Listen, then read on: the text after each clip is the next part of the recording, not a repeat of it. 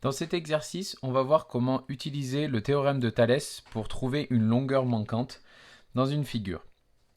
Alors, première étape, on vérifie que toutes les conditions nécessaires à l'utilisation du théorème sont bien réunies. Donc pour notre première figure ici, il s'agit de repérer que les points A, T et S sont alignés, A, C et R sont aussi alignés, et qu'on a deux droites qui sont parallèles. Le fait que les points soient alignés nous donne deux triangles qui sont emboîtés l'un dans l'autre. Donc on peut noter ici que les points A, C, R sont alignés, que les points A, T, S sont alignés, et que les droites TC et SR sont parallèles.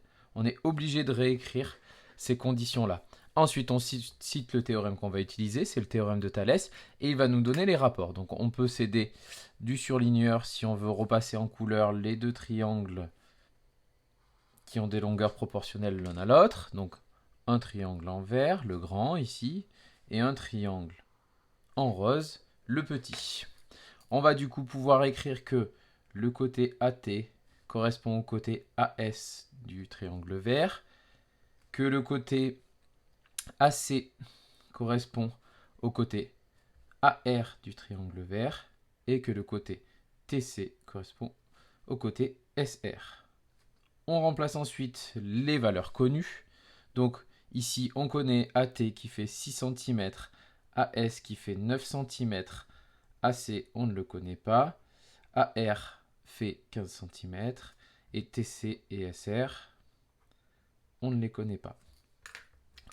Troisième et dernière étape, on choisit les deux fractions utilisées pour faire le produit en croix pour retrouver la mesure que l'on cherche. Donc ici, on va utiliser les deux qui sont entourés en rouge.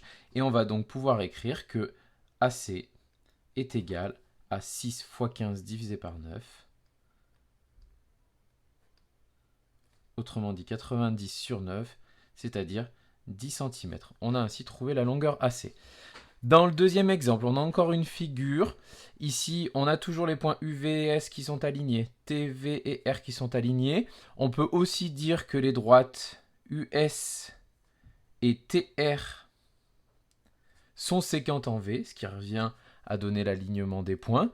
On a encore une fois le parallélisme ici des deux droites UR et TS qui est important. Ici, on parle d'une configuration en papillon, les deux triangles sont face à face au lieu d'être emboîtés. On cite encore une fois le théorème qu'on va utiliser et on va pouvoir réécrire les rapports en s'aidant encore une fois des couleurs si nécessaire. Un triangle en vert, l'autre en rose, et on fait correspondre les longueurs des deux côtés. Le côté UV va correspondre au côté VS dans le triangle rose, le côté VR va correspondre au côté VT du triangle rose, et le côté UR va correspondre au côté TS.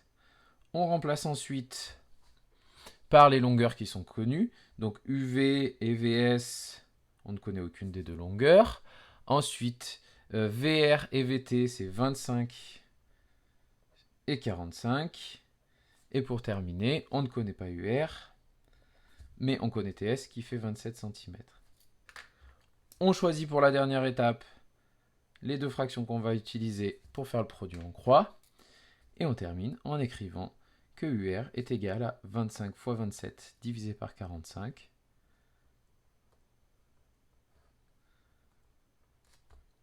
Et on trouve, après calcul, 15 cm.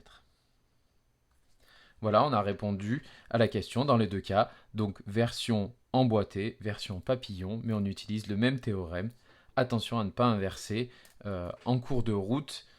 Aidez-vous bien des couleurs.